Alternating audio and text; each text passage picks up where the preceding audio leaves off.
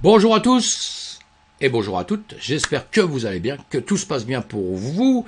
Nous sommes à la veille du week-end, les marchés de la crypto-monnaie vont continuer à travailler, les marchés traditionnels vont s'arrêter et on va faire le point tout de suite pour voir un petit peu où on en est, ce qui se passe dans notre économie, dans notre univers, dans notre système qui fait peur à beaucoup de gens. D'après ce que je lis à droite à gauche, que j'entends, le Bitcoin fait peur, la crypto-monnaie fait peur. Est-ce qu'on doit vraiment avoir, est-ce que ça vaut vraiment la peine d'avoir peur? Est-ce qu'on n'est plus ignoré, hein? Donc quand on n'est plus, parce qu'on a été ignoré pendant longtemps, hein, quand on est ignoré, bon, on est ignoré.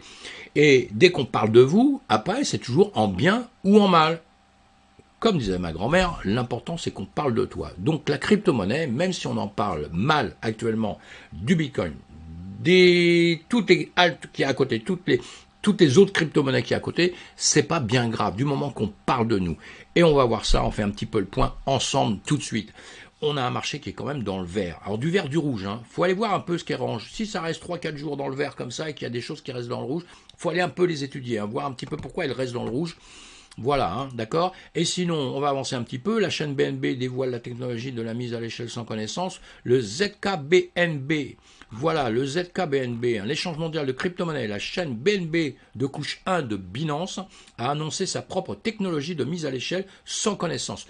S'il n'a pas de connaissance, je ne vois pas ce qu'il va faire, mais enfin, bon, passons. Le ZK, allez, ZKBNB, j'arrête mes bêtises, hein, qui fournira une évolutivité avancée, une vitesse de transaction, une finalité plus rapide et une sécurité inégalée. Tout ce qu'il nous faut. Des mots qui nous plaisent, exactement. Hein, rapidité, sécurité, tout va bien, puisque c'est nos problèmes. C'est nos problèmes. C'est le problème de la DeFi. On s'en rend compte depuis des mois maintenant. Problème de la DeFi, tout ça. Donc voilà, un système qui se met en place. Donc on va suivre tout ça, évidemment. Hein, évidemment. Hein. Le 2 septembre, hein, le ZKBNB testnet a été mis en ligne, permettant aux développeurs de commencer à interagir avec le code et à créer des applications passionnante. Bon, tout ça c'est pour les professionnels. Si vous êtes là simplement parce que vous démarrez, vous n'êtes pas encore un pro de la crypto, tout ça évidemment vous êtes un petit peu à côté, mais il faut savoir que ça existe. Vous allez lire les articles, c'est très important. Et Binance toujours, Binance annonce aussi le jeton BAB. Voilà.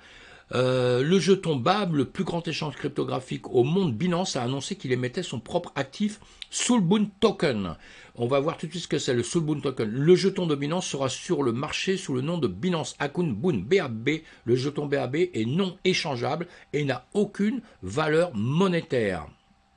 C'est quoi son histoire? Il servira d'outil de vérification numérique pour les utilisateurs de Binance. Ainsi, cela résoudra les problèmes d'authentification sur le Web3. Vous avez compris que c'est pas un jeton normal, c'est pas une crypto, c'est pas comme une crypto que vous avez, que vous échangez contre une autre, que vous revendez, vous pouvez tirer des bénéfices, tout ça. Non, du tout. Ça va être ce sera le Soulboon Token, ce sera un jeton qui va vous permettre de mettre à l'intérieur vos informations personnelles et qui va sécuriser. Et quand vous allez vous en servir, eh bien, ça va être très rapide et sécurisé pour vos informations personnelles. Donc ça c'est très intéressant à savoir. On en avait déjà parlé dans le passé, puisque Vitalik Buterin, on en avait déjà parlé avec lui. Hein, c'est quelque chose, c'est une de ses grandes idées et son travail hein, qu'il fait depuis longtemps. Eh bien, on va lire ça. En fait, ce nouveau concept blockchain vient d'un jeu en ligne populaire. La logique derrière le concept du Soulboon Token est présentée dans le jeu de rôle populaire World of Warcraft. Dans ce jeu, les joueurs ne peuvent pas vendre ou transférer des objets liés aux esprits. Une fois ramassés, les objets liés à l'esprit sont définitivement attachés à l'âme du joueur. Le fondateur d'Ethereum, Vitalik Buterin, et d'autres ont eu l'idée de l'intégrer dans le monde de NFT. Ça veut dire qu'à l'intérieur de ce NFT, vous aurez, comme je vous ai dit, toutes vos indications personnelles. Ça pourrait être lié aussi, ça va être bien parce que ça va servir en médecine. À l'intérieur, vous pourrez en avoir plusieurs âmes à l'intérieur. Ça veut dire que vous pourrez en avoir un pour justement votre médecine, pour vos médecins, tout ce qui vous est arrivé physiquement, un autre pour votre travail. Vous voyez, on peut lier plusieurs choses comme ça. Donc, ce sera très intéressant à suivre. Ça existe déjà, donc il va falloir évidemment suivre ça de près. Et je pense qu'on y viendra tous, tout doucement, pour si vous êtes des fans de Web3, évidemment. Hein. Allez, vous allez lire tout ça. Maintenant, Bybit aussi avance. Hein. Bybit fait appel à Signal Plus pour élever le trading d'options. Ah, bon, le trading d'options, c'est pour les traders, vous l'aurez compris. Hein, mais simplement pour dire que cette société avance, hein, donc c'est sympa, c'est une grosse société, aussi comme Binance, on va pas parler toujours que de Binance, j'ai aucun intérêt chez eux, hein. Je parle des grosses sociétés ici, j'essaie d'éviter de prononcer les petites sociétés pour une bonne raison, c'est que déjà j'ai aucun intérêt chez qui que ce soit, mais quand on est débutant, quand il y a 6 mois, 1 an qu'on est dans la cryptographie, qu'on veut simplement acheter, vendre, etc., on doit être protégé et c'est bien d'aller sur des grosses sociétés où vous risquez le moins possible de problèmes, d'accord? C'est pour ça que je parle de ça, sinon après il y a d'autres systèmes. On en parle en petit comité, évidemment. The Merge, date et heure de la mise à jour d'Ethereum, Timmer et Countdown. Et ça, c'est Cryptaos qui vous dit ça, qui vous donne une bonne indication. Allez voir sur leur site. Et là, vous avez la date, vous voyez, parce que ça va démarrer dans quelques temps, 5 jours maintenant, mais on ne sait pas exactement à quel moment, on ne savait pas exactement à quel moment, quel machin. Et là, il y a un décompte, carrément. Parce que ça se fait sur les blockchains, il y a un décompte avec les... Bon, ça deviendrait compliqué, mais ça se fait sur les blockchains et on ne sait pas encore la minute près. Ben là, voilà, maintenant, on peut savoir à quel moment ça va se faire. Donc, on va suivre ça de près, on va pas quitter l'horloge des yeux, on va rester capté dessus sans bouger. Non, allez, je plaisante, décontractez-vous et revenez dans 3 jours pour voir où ça en serait, puisqu'ils ont marqué 5 jours, c'est ça que ça va pas se passer dans 3 heures. Hein. Allez, Crypto volé saisi à des pirates nord-coréens pour la première fois. Bah ça c'est bien, donc on a commencé, vous voyez les blockchains, ce qu'il y a de bien, c'est que normalement on parle de la sécurité sur les blockchains, évidemment, et on dit surtout sur les blockchains depuis le début que c'est traçable quoi. Puisqu'on peut voir toutes les transactions qui se passent. Donc quelqu'un qui vous vole dessus, une fois qu'il vous a volé, l'argent, il faut bien qu'il aille quelque part sur la blockchain, à d'autres endroits. Donc le FBI s'en sert, etc., etc. Tout le monde va aller voir maintenant un petit peu ce qui se passe. Bon, on oublie un peu la décentralisation, là, hein, puisqu'on arrive plutôt dans des systèmes un peu plutôt centralisés. Mais bon, se faire voler, c'est pas bien, donc il faut trouver des solutions pour que ça se passe le moins possible. Et là, c'est en train de s'arranger un peu avec la Corée, quoi qu'ils ont volé beaucoup d'argent. Hein. Là, c'est une petite partie qu'ils refilent. Vous allez voir ça, hein, c'est sur coinmarketcap.com. Oui, sur coinmarketcap.com, vous avez ça, vous avez un endroit, il y a marqué Alexandria, et vous avez des news dessus, donc c'est bien, il faut les regarder aussi. Je pense pas toujours à y aller, mais c'est pas mal. Et donc, la Maison Blanche, voilà, c'est quoi? Ah oui, à l'instant, la Maison Blanche craint que la production de cryptographie n'entrave les efforts de lutte contre le changement climatique. Alors, c'est vrai qu'ils ont peur de ça, on est bien d'accord, hein, depuis pas mal de temps, évidemment, et moi aussi, et tout le monde, pourquoi? Parce qu'on a compris, en ce moment on a un problème d'électricité en plus, on a l'impression que ça explose partout, il y a des entreprises qui doivent fermer, on a des piscines qui ferment, enfin, tout au monde à cause des factures d'électricité. Alors évidemment que ça n'arrange rien pour la blockchain Bitcoin ou toutes les blockchains qui sont en proof of work, puisqu'ils travaillent avec l'informatique, avec l'électricité. C'est des formules de calcul qui consomment énormément d'énergie, qui font la sécurité sur nos blockchains et qui permettent les transactions, etc. Donc là, on se retrouve dans un problème grave, parce que l'électricité là est en train d'augmenter, hein, tout ce qu'on voit, et on ne sait pas pour combien de temps ça va durer. On ne sait pas combien de temps ça va durer. Et là, ça pourrait vraiment entraver les choses. Donc, effectivement, ça joue sur les problèmes climatiques, etc. On est bien d'accord. Mais en plus de ça, eux, c'est aussi un petit faux prétexte parce qu'ils ont aussi peur pour leurs finances. Hein. Ils ont aussi pour le système monétaire classique. Ça les embête un petit peu tout ça, hein, évidemment. Hein. Donc, voilà, on comprend qu'ils font tout ce qu'ils peuvent pour ça. Et il y a même eu d'ailleurs, il y a un rapport, il y a tout ça qui est fait. Je vous mettrai le lien. Il y a ceci si vous voulez aller le voir. Hein. C'est en anglais, mais vous pouvez le traduire. Avec Google, vous traduisez tout en français. Et vous allez voir que... on ne sait pas comment on sera mangé, dans quelle soupe, quels oignons, comment on va être cuit, comment on va être grillé, on ne sait pas. On verra bien ça avec la suite, mais ça craint un peu pour la DeFi, évidemment, on le sait, hein, on le sait. La malédiction de septembre, pourquoi Bitcoin pourrait réellement plonger à 10 000? Bon, j'ai commencé à lire, j'ai arrêté, tout le monde a son truc à dire pour que ça tombe à 5 000, à 4 000, à 10 000. Maintenant, tellement peur. Moi, ce qui me fait rigoler un petit peu dans tout ça, puisque je suis ça depuis très très longtemps, je fais simplement ma chaîne depuis 5 mois. Moi, je suis trader, hein, je suis trader. Là, je vous donne des informations, mais venez aussi me voir parce que mon principal travail, c'est le trading, pas pour quoi que ce soit, mais c'est le trading. Donc moi, les cryptos, tout ça, les actifs, que ce soit classique, marché traditionnel ou marché français, je le vois sur les graphiques. Et vous aussi, vous devez apprendre à le voir sur les graphiques, mes amis. C'est hyper important. Comme ça, vous voyez où il est, où il va et ce qu'il va faire, etc. Pas simplement les blablas de tout le monde. Et Et évidemment, depuis quelque temps, on entend alors que ça va tomber à 4 000, 5 000, 10 000. Et ce qui me fait rigoler justement, c'est qu'il y a quelque temps, c'était autre. On entendait plutôt que c'était 200 000, 300 000, 1 million. Jamais il y en a un qui aurait dit ah ça va tomber à 10 000. Hein. Et maintenant, on est carrément dans le truc inverse et on exagère dans l'autre sens, quoi. Alors peut-être ça ira hein, si ça va à 5 000, 6 000, 4 000. Et bah je dirais que je me suis trompé. Et puis c'est même pas que je me suis trompé parce que quand on regarde les graphiques, on regarde certaines choses, oui, ça peut tomber à ces niveaux-là. C'est ça qui est terrible. Mais je le souhaite pas, quoi. Je le veux pas. Hein. Donc, je préfère penser vraiment. Je suis positif, moi. Je suis un garçon positif, pas négatif. Donc, moi, je vais de l'avant. Et le Bitcoin, il est positif aussi. Il va aller de l'avant. Allez, on verra bien. Moi, j'arrête là-dessus. En tout cas, on fait peur à l'économie. On fait peur au monde entier. Hein. C'est pour ça que je vous ai mis ce titre Bitcoin qui fait trembler le monde. On fait trembler le monde. Évidemment que tout le monde a peur. Les investisseurs ont peur. Les politiques ont peur. Les hackers commencent maintenant à avoir peur, puisqu'on va bientôt les prendre la main dans le sac quand ils font quelque chose. Vous voyez, le monde entier a peur. Hein, a peur. Alors, est-ce le Bitcoin une bonne cause, une mauvaise cause? Ça, ce sont des discours qu'on aura à longueur de temps. On débattra ensemble avec ça. Hein, et on verra bien la suite. Mais en tout cas, c'est un monde que j'adore et que j'aime. Bon, ça a un mauvais look pour la crypto. Ouais, Alcoin et NFT publient pour marquer la mort de Queen. Bon, il y en a plein qui publient des trucs qui sont pas terribles, hein, qui sont pas bien, je veux pas en parler, mais ça me plaît pas, j'aime pas du tout, moi. Laissons les gens qui meurent en paix tranquille. Pas la peine d'aller chercher à faire du fric sur quelqu'un qui vient de décéder, sur un événement, sur machin. Moi, c'est minable. Honnêtement, je dis ce que je pense, c'est un peu minable. Voilà, qu'on se moque après, qu'on attende un peu de temps, qu'on machin, tout ça. Oui, pourquoi pas. Hein. Mais en être à faire de l'argent sur quelqu'un qui vient juste de mourir ou qui est dans le malheur total ou quoi que ce soit. Moi, je trouve ça un peu minable, hein. C'est qu'on n'est pas capable de faire autre chose, donc c'est pas bien. Allez, boum, je laisse tomber ça. J'adore la NFT, attention, hein, je suis pas en train de critiquer la NFT. Hein. Je critique la manière dont certaines personnes s'en servent. Rien à voir. Hein. Et donc, voilà, moi j'adore les NFT, c'est super. J'adore le métaverse aussi, et Ford aussi, il est rentré dedans. Allez, boum, ça avance, les grosses sociétés rentrent dedans.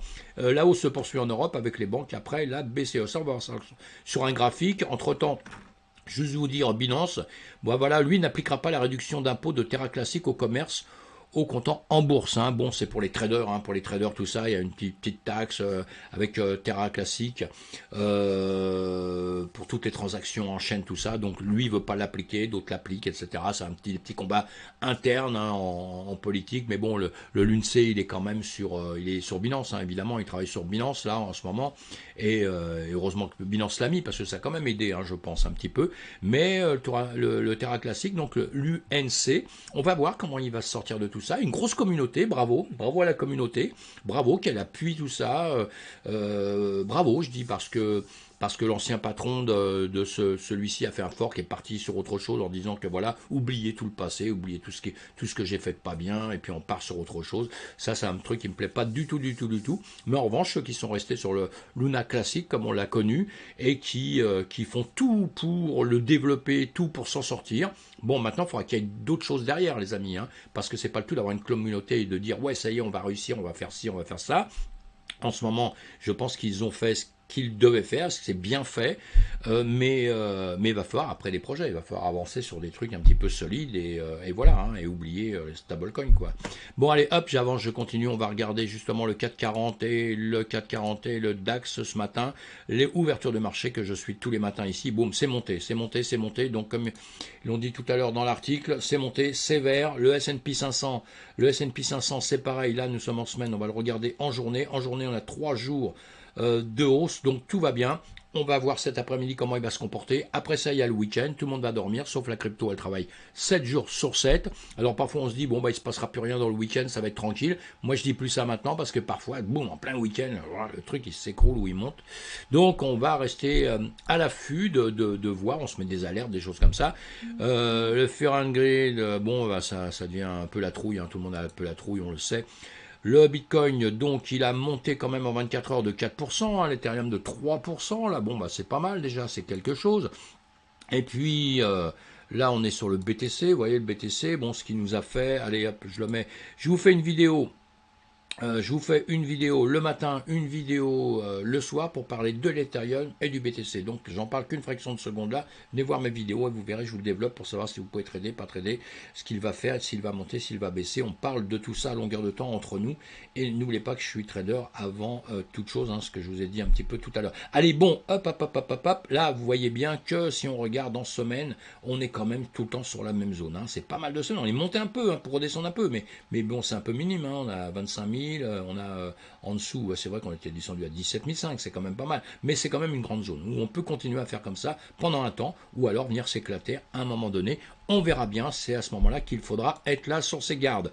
Sinon, dans les 24 heures, sous les 24 heures, on va le rebooster un petit peu, Bitcoin, 24 heures, on a le Luna 118%, le Terra Luna 118%, on va le regarder, le RVN 24%, l'Atome 20%, et le KB up 19% et la PE 17%. C'est pas mal tout ça, des choses qui ont bougé. Donc on va les regarder tout de suite. Allez, le RV, vous voyez, le RV, nous sommes en journée là. Ben, en journée, boum boum, hein, il a dépassé, on a notre nuage là, le nuage de la journée, il a dépassé, il est bien passé. On a la lagging span ici, bon, qui a tout percé. Maintenant, on est en train d'arriver sur la Kijun en semaine, donc il faudrait qu'on la perce et qu'on passe au-dessus. Hein, voilà, on est au-dessus évidemment de Tenkan, de Kijun, etc. Donc c'est pas mal. On peut la regarder rapidement en heure. En heure pour voir ce qui se passe. On est au-dessus du nuage en une heure. On est au-dessus de la Tenkan, la Kijun. Mais on est en train de ranger. Hein, vous voyez, on est en train de ranger comme ça. Donc là, on se pose une question. Attention, hein, attention, quand ça fait ça, comme on dit, il peut très bien vouloir revenir descendre en dessous. Hein, donc ici, il va falloir faire attention, comme ce que je vous fais voir à tous les coups pour les débutants. Je pense que c'est quelque chose qui est indispensable à connaître. Vous êtes fait une zone comme ça, soit vous faites bien votre range, soit vous faites une zone, et là il sortira par ici, ou il sortira par ici. Hein. Donc les trades sont à prendre à la hausse ou à la baisse, et on sera prudent. Allez, on va aller voir maintenant sur l'atome, pareil, on le regarde en une heure, là, on le regarde en une heure, au-dessus de la Tenkan, au-dessus de la Kijun, hein, la même chose. Hein. Bon, là, il a fait un petit, oui, il est plutôt en train de monter un peu, puis après redescend, et là, il refait une petite hausse, ce qui est pas mal, et là, on regarde, alors lui, il se porte bien en ce moment, il y aura cette zone là-haut, hein, il va falloir soit donc venir la rechercher, puisqu'on l'a déjà fait. Hein, on a déjà fait ça, soit ici le passé, ou alors attention, ça peut faire ça aussi, ça peut redescendre, hein, et ici, ça peut aussi, pareil, redescendre pour revenir en dessous de la Tenkan et la Kijun. On a la Greenspan qui est en l'air, hein, qui est en train de monter, donc il n'y a pas grand-chose pour les freiner pour l'instant, et si on le regarde en journée, bah en journée, on voit bien que, hein, évidemment, hein, on s'est un petit peu explosé. On a dépassé ces zones qu'on avait vues dans le passé. On l'avait travaillé par ici, on l'avait regardé. Hein, et boum, boum, il a monté, il est passé au-dessus de tout ça. Allez, on revoit en journée, on revoit justement on revoit quoi? Le KB, lui, alors il vient toucher le nuage, une fois toucher le nuage, il rentre dedans, il est rejeté. On l'avait vu aussi dans le passé ça, il est rejeté. On a la lagging span qui est ici, mais il faudra qu'elle passe la Kijun de la journée. Elle a du boulot pour remonter un petit peu, hein, c'est pas si simple que ça. Et donc là, ça bloque un peu, On va regarder en une heure. Voilà, s'il veut bien. On le regarde en une heure, voilà, en une heure on est au-dessus, on est en train de ranger, donc hop, il y a ça, on voit bien notre Tenkan, on était en dessous de la Tenkan pour le repasser légèrement, mais il y a ces niveaux ici, là pareil, quand vous voyez ça, c'est un peu flagrant, je le fais tout le temps parce que c'est important pour les débutants, voilà, ici, parce que ici, encore une fois, quand on est débutant, c'est un des seuls moyens de prendre des trades, je trouve, voilà, boum, soit ici, soit ici. Maintenant, s'il fait ça, il fait ça. Hein. Mais de se faire des grandes zones comme ça et des rectangles, quand on est débutant, c'est vraiment le moyen le plus simple pour gagner des trades. Voilà, c'est pour ça que je dis ça. C'est le moyen le plus simple. Après, il y a beaucoup de choses qu'il va falloir apprendre, etc. On ne peut pas faire qu'avec ça. Mais ça vous aide vraiment. Hein. D'accord? On en reparlera à longueur de temps. Allez, on va aller voir autre chose. L'APE, on le sait, hein, il a souffert pendant un temps. Il était bien monté. T'es descendu. Là, boum, des grands ranges comme ça. Nous sommes en une heure, là, hein, en une heure. Donc ici, bon, il est bien monté. Maintenant, ici, il est en train de réfléchir un tout petit peu là-haut à ce qu'il va faire ou pas faire, hein. On serait plutôt un peu sur un truc comme ça tout droit ici, et en dessous on va se faire ça, boum, voilà, donc il a du mal à aller un peu plus haut ici, hein, en revanche, Là, bon, bah, il montait légèrement, donc on va voir comment ça va se passer. On peut le considérer aussi comme un range, hein, pareil que ce que j'ai fait tout à l'heure. Hein, vous pouvez le considérer comme ça aussi, parce que ici on va faire ça, ici on va faire ça, on va faire ça, et on va faire ça, et là on verra à quel niveau il va sortir, et on agira au moment où ce sera en haut ou en bas. Donc là, vous prenez la hauteur des ranges à 5.150 et là à 5.298, voilà. Hein, sinon, la Ginspan, on est au-dessus de la Tenkan, machin, tout ça en 1 heure, donc tout va bien dans le meilleur des mondes. On n'avait pas de dessin, donc maintenant on en a. Et on va aller voir le dernier, la R, lui, il nous a fait quoi? Alors pareil, hein, en 1 heure, de temps, il a explosé les nuages, il a tout explosé hein, ici. Et puis Tenkan, King Jun, il est au-dessus de tout ça. La Ginspan, elle est en haut, elle a tout cassé aussi. Donc quand on voit tout ça, on peut se dire que ça peut monter jusqu'au ciel. Mais on n'oublie jamais une chose, c'est que ça ne monte jamais jusqu'au ciel. Hein. En cours de route, ça s'arrête toujours un moment ou un autre. Hein. Donc ici, on voit qu'en revanche, on a ici un plus haut qui est plus haut que celui-ci. Bon, pourquoi pas. Hein. Ici, on a, hop là, un plus bas ici qui est plus haut qu'ici. Bon, ça fait ça, mais c'est une tendance aussi maintenant à vouloir perdre un petit peu de volume. Alors donc ça, ici, pareil, maintenant, vous pouvez, pour vous simplifier l'existence, faire ceci.